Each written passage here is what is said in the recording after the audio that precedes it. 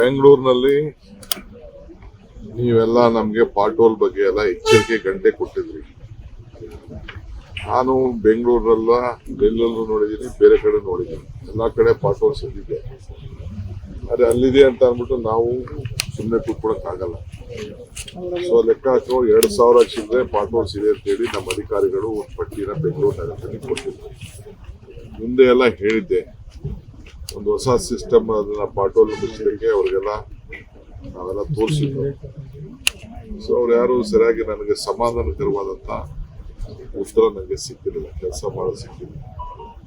ಅದಕ್ಕೆ ಕೂಡಲೇ ಅವ್ರಿಗೆಲ್ಲ ಮೀಟಿಂಗ್ ಮಾಡ್ಬಿಟ್ಟು ಹೇಳೋಗಿದೆ, 15 ದಿನದಲ್ಲಿ ಎಲ್ಲ ಪಾಟೋಲ್ ಮುಚ್ಚಬೇಕು. ಕಮಿಷನರ್ ಇಂದ ಹಿಡಿದು joint commissioner, zonal commissioner, chief ಇಂಜಿನಿಯರ್ಗಳು, ಎಕ್ಸಿಕ್ಯೂಟಿವ್ ಇಂಜಿನಿಯರು ಎಲ್ಲ 400 ಜನ ಇದ್ದಾರೆ. 400 ಜನನು ರೋಡ್ ಇರಬೇಕು ಅಂತ ಹೇಳಿದೆ.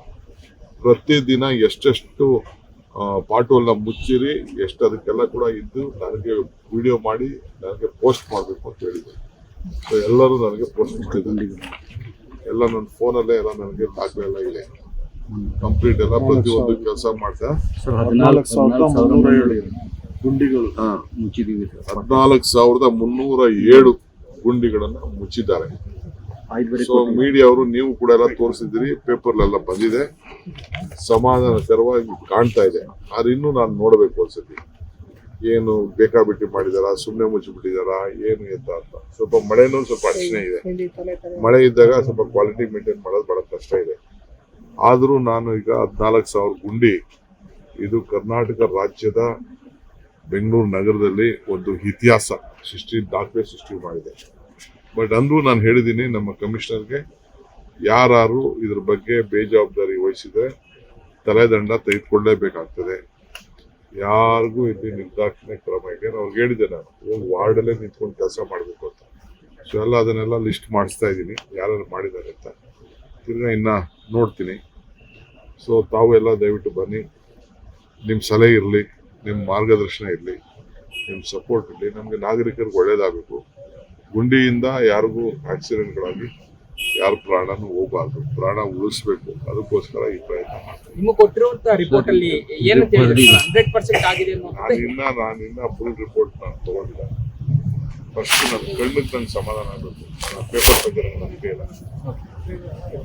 ಸರಿ, ಮಾಧ್ಯಮದ ವರದಿ ಸರ್, ನನಗೆ ಪೇಪರ್ ಬಗ್ಗೆ ನಂಬಿಕೆ ಇಲ್ಲ. ಅವ್ರು ಕೊಡೋ ಪೇಪರ್ ಬಗ್ಗೆ ನಂಬಿಕೆ ಇಲ್ಲ. ಅವ್ರು ಹೇಳೋ ಮಾತಿಗೆ ನನಗೆ ಕಿವಿಗಿಪ್ಪ, ಅದು ನನಗೆ ನಂಬಿಕೆ ಇಲ್ಲ. ಮಾಧ್ಯಮ ಬರ್ದಿರ್ಬೋದು, ನಾನು ಕಣ್ಣಲ್ಲಿ ನೋಡ್ಬೇಕು. ಇದಾದ್ಮೇಲೆ ನಾನು ಮೋಟರ್ ಸೈಕಲ್ ಇಟ್ಕೊಳ್ತೀನಿ. ಕಾಲೇಜ್ಗೆ ಮೋಟರ್ ಸೈಕಲ್ ತಗೊಂಡಿದ್ದೆ, ಅದೆಲ್ಲ ರೆಡಿ ಮಾಡಿ ಟ್ಯಾಕ್ಟೀಸ್ ಎಲ್ಲ ಕಟ್ಬಿಟ್ಟು ನಾನೇ ಒಂದು ರೌಂಡ್ ಹೋಗ್ತಾ ಇದ್ದೀನಿ. ಈ ಪುಸ್ತಕ ಎತ್ಕೊಂಡು ಏನ್ ಕರೆಕ್ಟಾಗಿ ಮಾಡಿದಾರ ಅಂತೇಳಿ ಒಂದು ರೌಂಡ್ ಹೋಗ್ತಾ ಇದ್ದೀನಿ. ಆಗಬೇಕಾದ್ರೆ ನಿಮ್ಗೆ ಹೇಳ್ತೀನಿ. ಇದು ಮಾಧ್ಯಮದ ಇದು ಇವರು ಪೇಪರ್ ಎಲ್ಲ ಹಾಕಿರೋದನ್ನ ಮಾಡೋದು 15 ದಿವಸ ಏನ್ ಮಾಡಿದ್ವಿ, 15 ದಿವಸ ಮಾಡಿರೋ ಕೆಲಸ. ನಮ್ದು ಟಾರ್ಗೆಟ್ ಕೊಟ್ಟಿದ ಮೇಲೆ ಸರ್, ಡೈಲಿ ಏನೇನು ಆಕ್ಟಿವಿಟೀಸ್ ಆಗಿದೆ ಅದೆಲ್ಲ ಕೂಡ ಇಲ್ಲಿ ರಿಪೋರ್ಟ್ ಆಗಿದೆ. ಪೇಪರ್ ಅದೇ ನೋಡಿ, ಹಿಂದೆ ಹೆಂಗಿತ್ತು ಈಗ ಹೆಂಗಿದೆ, ಹಿಂದೆ ಹೆಂಗಿತ್ತು ಈಗ ಹೆಂಗಿದೆ, ಎಲ್ಲರೂ ಆ ರೀತಿ ಮಾಡಿಸಿದ್ದೀವಿ. ಇದ್ರೆ ಸಾಕು. ನಾನು ಇವತ್ತು ಹೇಳ್ತೀನಿ, ಇನ್ ಅಪೋಸಿಷನ್ ಪಾರ್ಟಿ MLA ಕ್ಷೇತ್ರಕ್ಕೂ ತಿಳಿಸ್ಬೇಕು, MLAಗಳು ಅವ್ರು ಇರಬೇಕು. ಅವ್ರದ್ದು ಏನಾದ್ರು ಸಲಹೆ ಇದ್ರು ನಾವು ತಗೊಳಕ್ಕೆ ನಾವು ರೆಡಿ ಇದ್ದೀವಿ. ಸರ್, ಈಗ ರಸ್ತೆ ಗುಂಡಿಗಳು ಏನ್ ಮಾಡ್ತೀರಿ? ಹುಡುಗರುಗಳು ಪಾಪ ಗೊತ್ತಾಗಿರಲ್ಲ, ಆಗಿದೆ, ತಪ್ಪಾಗಿದೆ, ತೊಂದರೆ ಆಗಿದೆ. ನಾವು ಅವ್ರಿಗೆ ಭಗವಂತ ಅವ್ರ ಆತ್ಮಕ್ಕೆ ಶಾಂತಿ ಸಿಗ್ಲಿ, ಒಂದೇನು ತಪ್ಪಿಲ್ಲ. ಏನ್ ಮಾಡ್ತೀರಿ? ಇವೆಂತವೆಲ್ಲ ಮುಂಜಾಗ್ರತೆಯಾಗಿ ಮುಂದಕ್ಕೆಲ್ಲ ಚೆಕ್ ಮಾಡಿಸ್ತೀವಿ. ಈ ವಿಡಿಯೋ ನಿಮಗೆ ಇಷ್ಟವಾದಲ್ಲಿ ಲೈಕ್ ಮಾಡಿ, ಶೇರ್ ಮಾಡಿ, ಸಬ್ಸ್ಕ್ರೈಬ್ ಮಾಡಿ.